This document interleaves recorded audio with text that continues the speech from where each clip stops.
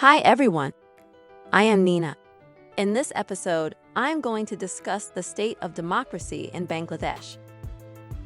Democracy is an ancient concept of governance that has been around for centuries. It ensures that the voices and needs of the people are heard and taken into account when making decisions.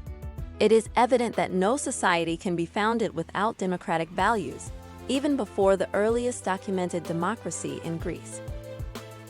Democracy is like a fleet of 7 ships, with the welfare and consent of the people at the forefront. These 7 ships are legitimacy, power decentralization, people's participation, checks and balances, periodic elections, rule of law, and human rights. All of these components work together to create a system of equity and justice for all. Let's discuss the legitimacy as the first important ship of the democracy fleet. It is essential for any leader to have legitimacy in order to command a fleet of followers. In Bangladesh, the present administration has seen a large amount of support, but the anti-government sentiment is quickly on the rise. Experts have pointed to a number of causes, including increasing authoritarianism, corruption, and human rights violations, as causes for this shift. The legitimacy of the administration is facing a real challenge. Power decentralization is another critical component of a democracy. It helps to prevent the rise of dictatorships or authoritarian rule by a single leader. Unfortunately, the current system of decentralization in Bangladesh is outdated and needs to be modernized to meet the needs of the present and future generations. It is essential for the country to embrace the concept of decentralization for the successful functioning of a democratic society. It's essential that citizens engage in a democratic government. That's why people's participation is so important. Social and mass media are great ways to get people involved and encourage intellectual conversations. By voicing their opinions on social and mass media, people can help the government make decisions that are in the best interests of the population.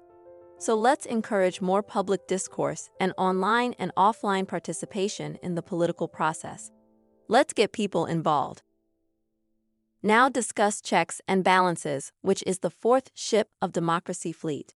The principle of checks and balances ensures that each branch of government has the power to check the actions of the other branches and prevent them from getting too powerful. This ship is part of the democratic fleet, helping to ensure that each branch of government can keep the others in check. In Bangladesh, which is only 50 years old, it is especially important to ensure that the constitution is amended to provide effective checks and balances. Without such amendments, certain sections of the constitution are unable to help Bangladesh on its democratic journey. By having the ship part of the democratic fleet, we can help ensure that everyone has a voice and that no one branch of government can gain too much power. Elections, as the 5th ship of the fleet, have been an integral part of democracy for centuries, but in recent years, the power of modern technology has been used to manipulate public opinion and sway the outcomes of elections. By using secret information and communication technologies, ambitious governments are now able to further their own strategic agendas. The erosion of democratic values in many nations has caused a loss of faith in the electoral process, and the weaponization of democracy and human rights has further weakened the concept of free and fair elections. Despite this global trend, Bangladesh still has the potential to uphold the principles of democracy through its elections.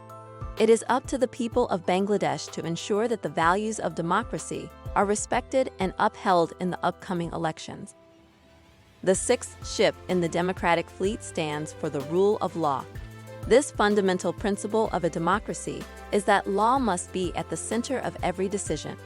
The judicial system of Bangladesh is based on British colonial-era law, and unfortunately is subject to political interference, making the rule of law still in its infancy in Bangladesh. However, it is essential to keep the judicial system independent and effective in order to ensure that justice is applied fairly and equally. Ultimately, the rule of law is what gives the foundation to build a sustainable democracy. Human rights are a cornerstone of democracy, and in Bangladesh, the democratic fleet is working hard to ensure that human rights are respected. We can divide human rights into two distinct categories: economic, social, and cultural rights, category A, and civil and political rights, category B. Category A includes the right to work in fair conditions, social protection, an adequate standard of living, access to education, and the freedom to enjoy the benefits of culture and scientific progress. And Category B encompasses freedom of movement, the right to a fair trial, freedom of conscience, freedom of opinion and expression, peaceful assembly, freedom of association, participation in public affairs and elections, and protection of minority rights. When we objectively assess the progress made in regard to human rights in Bangladesh, we can see that they have been successful in upholding Category A rights.